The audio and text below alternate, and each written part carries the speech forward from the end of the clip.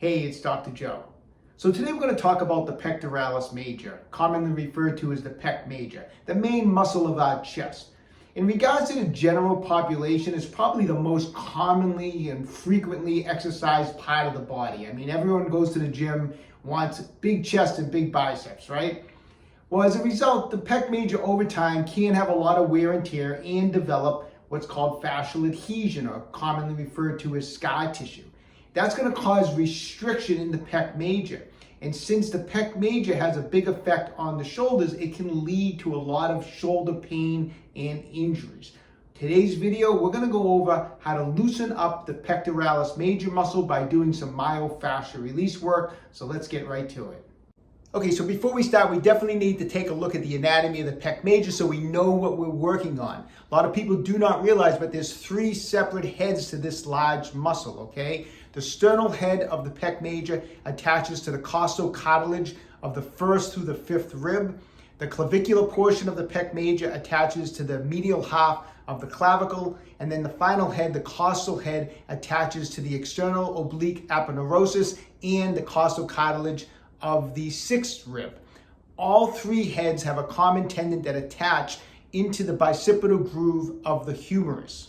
So some of the main functions of the pec major are shoulder horizontal adduction, shoulder medial rotation, or what's often called shoulder internal rotation, and shoulder adduction.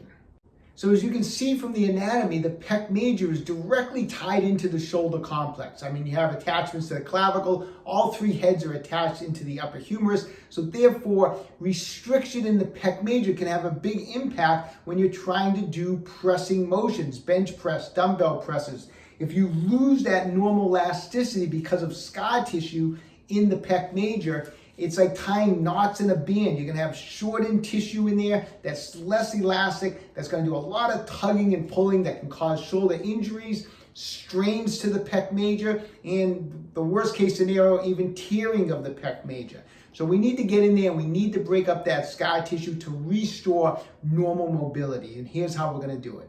Okay, so to get started on the pec major, just like we would any other muscle of the body, we need to warm it up. We need to get blood flowing into the tissue before we do any deep myofascial release work. My preferred way to kind of warm up the tissue is grabbing a handheld roller. I love this thing. It's got two knobby massage balls on it, and it's very easy to handle and control. If you don't have something like this, you can do some of these techniques just using your fists. But we're going to go all around that pec major and get the tissue warmed up and get the blood flowing in there. So let's start along the sternal head here, the breastbone right here. We can get in there. We're going to start by just taking the massager and just going up and down, just like that. Nice, firm, but comfortable pressure. We're just really, the main thing right now is to just get in there, do a little self-massage, but really just to get the blood flowing in there. So we're going to go for about 30 to 60 seconds. And after about 30 to 60 seconds, we're going to just change directions and go side to side now like this for about 30 to 60 seconds, okay? Make sure you really get in there and massage it good. But like I said, make sure it's comfortable. We're not looking to do the actual myofascial release work right now. We're just looking to warm it up and loosen it up slightly and get some blood flowing, okay? From there, we're going to go down and go across the lower part of the pec major right through here. And just go all different directions for about 60 seconds. You can go side to side. You can take it, you can go up and down right through here. Whatever's comfortable, but just try to get in there and generate blood flow in the lower section. And then take the massager and get in on that medial half of the clavicle here. Gonna go up high. Try to get one of the massage balls kind of right below the collarbone there, right below the clavicle. And just go side to side. You can go up and down also. Again, just about a minute. And then follow all three heads out towards the upper part of the humerus, towards that bicipital groove.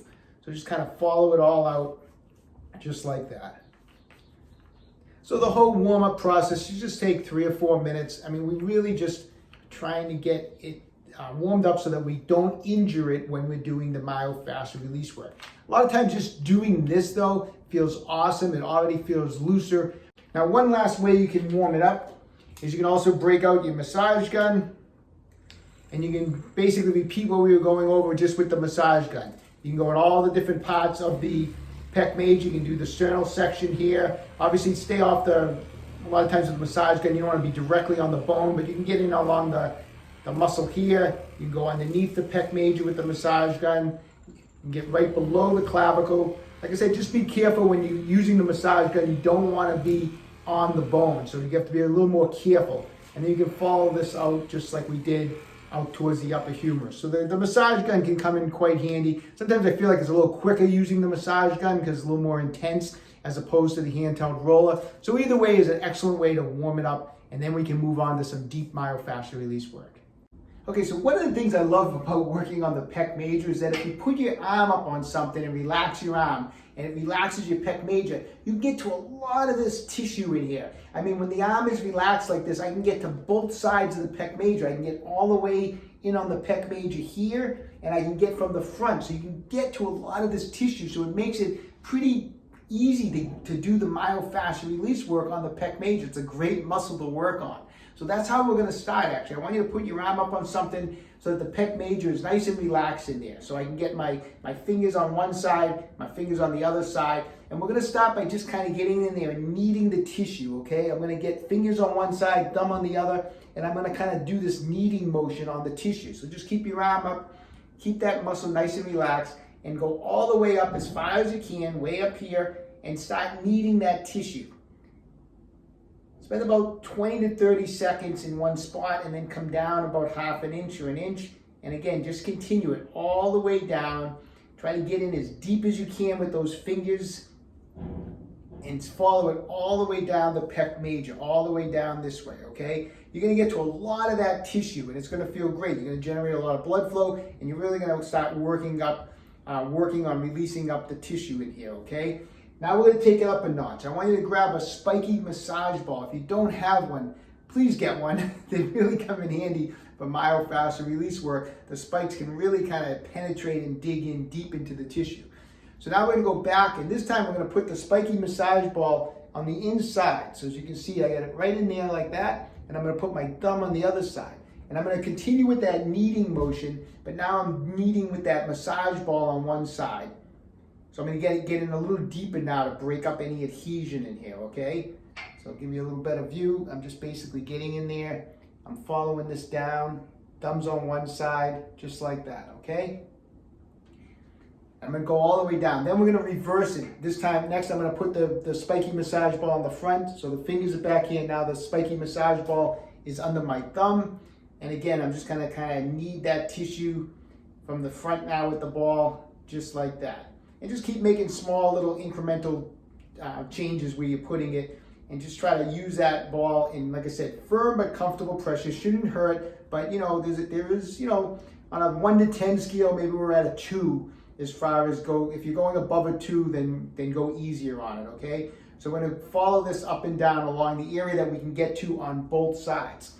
Next, obviously we can't get from the underneath on the this section of the pec, but we can work on it. We can take the ball and we're going to get right underneath the clavicle here, and I want you to get under there and just try to get under that clavicle as deep as you can and just try to dig around a little bit in there, okay? Back and forth, up and down. Just go right in there as deep as you can and then come down where the sternum is. And again, follow that up and back, side to side, and spend a few minutes. Now, if you come across an area that has what feels like a knot in there, it feels really restricted, and the same goes with any part of the pec, is that spend extra time there. If you find something, that's a good thing. In other words, if I find a knot right here, spend an extra 30, 60 seconds directly on that knot, going up and down, side to side, and spend a little extra time because that's probably a part of your problem, right, where you found that muscular knot. So we're going over everything, but when you do find something, take advantage of that and make sure you do some extra work. And you may find more than just one knot. You may find 3, 4, 5 different areas that feel very restricted. So again, we're going underneath the clavicle, we're going down the sternum, and then come out towards the lower part of the pec through here, okay? Try to get to all the sections that we can. Obviously, we get a little bit deeper in on the side here, okay? Once we do that, let's move on to another technique. Okay, now we're going to move into a myofascial release technique known as a pin and stretch technique, where we're going to trap the tissue and then elongate it to help pull apart and break up any scar tissue that might be in the tissue, okay? I like to switch when we're doing this to a larger spiky massage ball. Once again, if you don't have one, try to do the best you can with your knuckles. The way the technique's going to work is we're going to be bringing the arm, as we mentioned that the pec major brings the arm across like this and also internally rotates the shoulder. So we're going to kind of use that as our starting position. I have the arm across and the shoulders internally rotated, okay? Before we do that, let me just show you. I'm going to have it in that position, but just so you can see what I'm going to do is I'm going to push the ball in. We're going to start up near the clavicle, the clavicular head. I'm going to push in and pull towards the sternum. So in and towards the sternum, and that's the position I'm going to trap the tissue. But I'm going to do it while my arm is up like this. I just wanted to show you. So in and towards the sternum, my arm is in this position. Hold this nice and tight, and from this position, what you're going to do is you're going to bring the arm out, and as it goes out, you're going to externally rotate, and I want you to stretch it back, open this up as wide as you can, just like that, okay? Hold it for a few seconds, and then bring it back. Keep that tension with the ball. Again, you're going to bring it across, externally rotate, stretch it back as far as you can, open that up as far as you can, and then bring it back. And you're going to do that 3 or 4 times in this spot. Then I want you to come down. We're going to work all along the pec major, so maybe come down to here. And again, repeat, push in, pull across, and again, just repeat that process. Then move on to the outer part here. Don't forget to do the lower section in here. But we're going to move it into multiple sections. Again, if you find a knot in there, don't let it get by you. Make sure you spend extra time. Maybe do some extra pin and stretch technique on that particular knot. But we're going to spend a few minutes all around the pec major doing the pin and stretch technique, and that's our second technique we're using. Okay, I hope you found that information helpful. Common question is, how often should you be doing that myofascial release work? Every other day is good. You need to give the soft tissue time to heal. Just like you wouldn't go to the gym and do bicep curls every single day, you wouldn't get anywhere. You need to give the muscle a chance to rebuild between sessions, right? Same thing goes for myofascial release work. You get in there, we're breaking up adhesion, we're breaking down tissue. It needs some time to repair. So if you did it every day or 2 or 3 times a day, you're just going to be beating up the tissue and never getting it to respond and to heal, okay? So every other day is usually pretty good. How long?